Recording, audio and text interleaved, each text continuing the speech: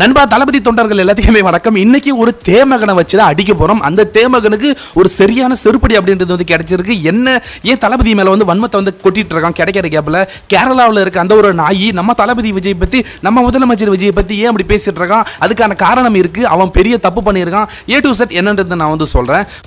Joseph Vijay என்றும் நான் first of all வந்து நான் தேமகன் சொல்றதால வந்து இவனை தேவி மகன் அப்படின்னு நினைச்சுக்காதீங்க, தெய்வ மகன் அப்படின்னு வந்து சொன்னேன். ஏன்னா இவன் தான் வந்து ஒரு ஓடுகாலியா இருந்துட்டு இருக்கானே தவிர இவனுடைய அப்பா மலையாள சினிமாவில் ஒரு மிகப்பெரிய நடிகர் சீனிவாசன். இவர் வந்து நீங்க நிறைய மலையாள படங்கள் வந்து பார்த்துருப்பீங்க. இவங்களுடைய ரெண்டாவது பையன் தான் இந்த ஒரு தயான் சீனிவாசன் அப்படின்றவன். பார்க்கறதுக்கு பண்ணிக்கு பட்டி டிங்கரிங் பார்த்து கோட் சூட்டு போட்ட மாதிரியே இருப்பான். இவன் கேரளாவில் நடிகராகவும் இருக்கான், இயக்குனராகவும் இருக்கான். அவங்க அப்பா காசுல உட்காந்து தின்னுட்டு இருக்கான். இவன் நம்ம முதலமைச்சர் விஜயை பத்தி போற இடத்துல நிறைய மேடைகளை வந்து தப்பு தப்பா வந்து பேசிட்டு இருக்கான். ஏன் இந்த ஆளு இப்படி பேசிட்டு இருக்கான், என்ன காரணம் அப்படின்னு பார்க்கறப்பதான் தெரியுது. நம்ம தளபதி விஜய், நம்ம முதலமைச்சர் விஜய் தமிழ்நாட்டில் மட்டும் கிடையாதுங்க. தமிழக வெற்றி கழகம் இப்ப தமிழ்நாட்டில் இருக்கு. ஆனா கேரளாவிலையும் வந்து தமிழக வெற்றி கழகத்தை வந்து கொண்டு போகணும் அப்படின்றது நம்ம தளபதி விஜயோட ஆசையா இருந்துட்டு இருக்கு. நம்ம தளபதிக்கு தமிழ்நாட்டில் எந்த அளவுக்கு வந்து ரசிகர்கள் இருக்காங்களோ அதை விட அதிகமாகவே வந்து கேரளாவில் இருந்துட்டு இருக்காங்க. மன்றங்களும் அங்கே நிறைய இருந்துட்டு இருக்கு. அதனால அங்கேயுமே வந்து அரசியல் கட்சி வந்து விரிவுபடுத்தணும் அப்படின்றது தளபதியோட எண்ணமா இருந்துட்டு இருக்கு.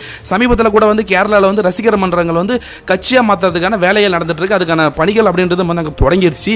இது இப்போ வந்து நிறைய கேரளாவில் இருக்க அரசியல்வாதிகளுக்கும் நடிகர்களுக்கும் ஒரு பெரிய பீதி ஆயிருக்கு. ஏன் அப்படின்னா தளபதி விஜய் தமிழ்நாட்டில் வந்து உச்ச நட்சத்திரமா இருந்தாரு, அரசியலுக்கு வந்துட்டாரு, ஆனா சிஎம் ஆவாரா அப்படின்னு டவுட்ல இருந்துட்டு இருந்தானுங்க. ஆனா அவர் இங்க மிகப்பெரிய வெற்றி பெற்று இன்னைக்கு தமிழ்நாடோட முதலமைச்சராக இருந்துட்டு இருக்காரு.